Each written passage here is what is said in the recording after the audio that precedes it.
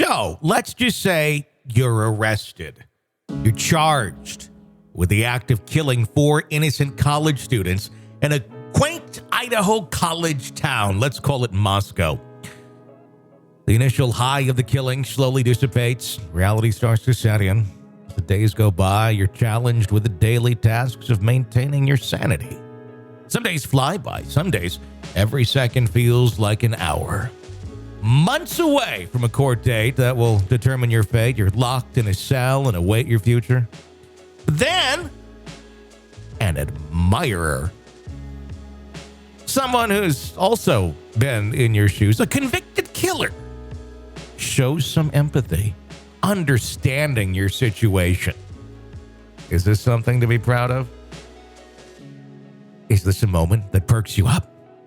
Stories that you may have copied him, looked to him as some sort of idol.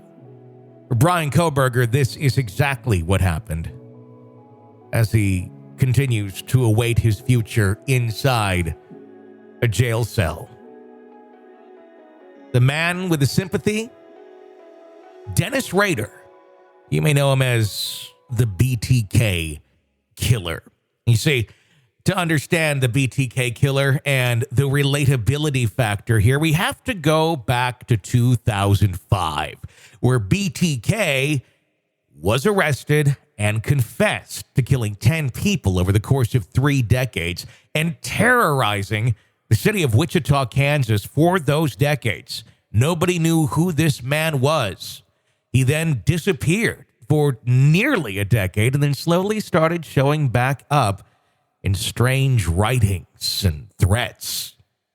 Rader, who gave himself that moniker BTK because he bind, tortured, and killed his victims.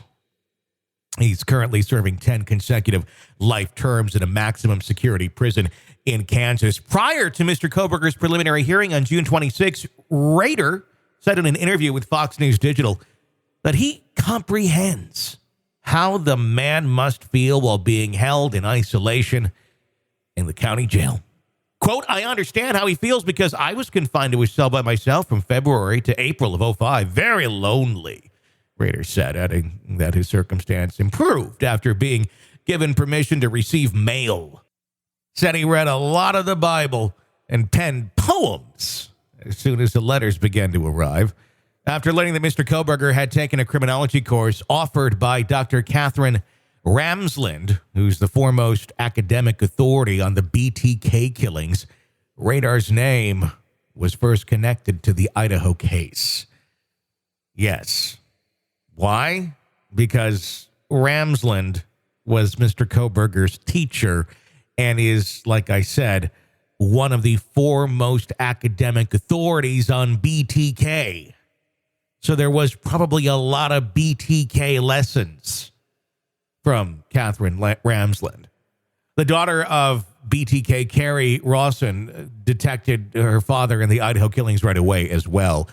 The arrest of Kohberger stopped her in her tracks. She revealed to The Independent that she had sensed her father in the Idaho killings. And when you know your parent and you know the evil that your parent has done, I suppose that's kind of a spidey sense that no one else is going to have other than you. In Confession of a Serial Killer, The Untold Story of Dennis Rader, the BTK Killer, wrote by Dr. Ramsland in 2016. To fully understand the serial killer's psychology, Ramsland drew on hundreds of hours of interviews and phone conversations that she had with BTK, using crime scene records, trips to jails, phone calls, written correspondence. The book explicitly details Rader's 10 killings in Wichita and Park City, Kansas, from 1974 to 1991. That's how long that reign of terror was just clouding, this dark cloud of evil over the city of Wichita, Kansas. While reading that book, I really returned to trauma counseling, said his daughter. Now, how did BTK get away with all of these things? Well, he blended in quite well, just like Mr. Kohberger blended in quite well. How well did he blend in? Well, BTK was a well-liked local church leader, Cub Scout leader. Now, And then after doing so, wrote anonymous letters to local media bragging about it and coined the phrase bind, torture, kill, which is what BTK came out of. According to BTK's daughter, her father committed the murders in the 70s while also earning a degree in criminal justice. He was also a Park City peace and compliance supervisor, according to the Wichita Eagle. On a little side note, I used to live in Park City, Kansas, where a lot of these crimes took place.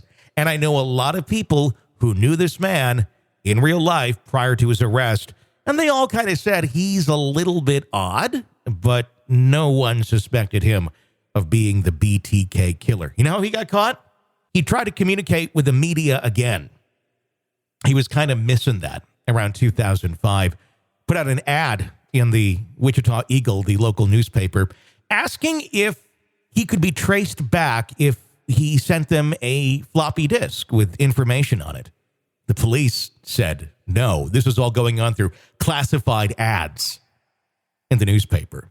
Of course, yes, you can trace things back to a floppy disk, but he was going to take their word for it because he thought this cat and mouse game, well, they surely want to play fair, right? Well, he sends them the disc, and they trace it back to the church. The church, yes, where he was quite popular in a part of it, and he wrote it on the church computer. And that's how they narrowed down where BTK was, who he was, and who logged in on that computer to write those stories. So blended in very, very well.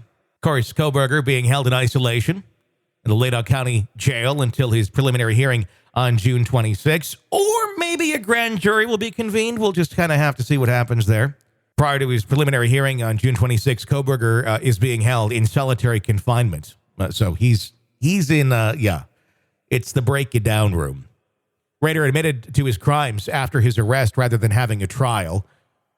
On the other hand, Mr. Kohberger has stated via his previous public defender that he is ready to be exonerated. We'll see how long that confidence stands up when we get to the preliminary hearing on June 26 and some evidence is presented.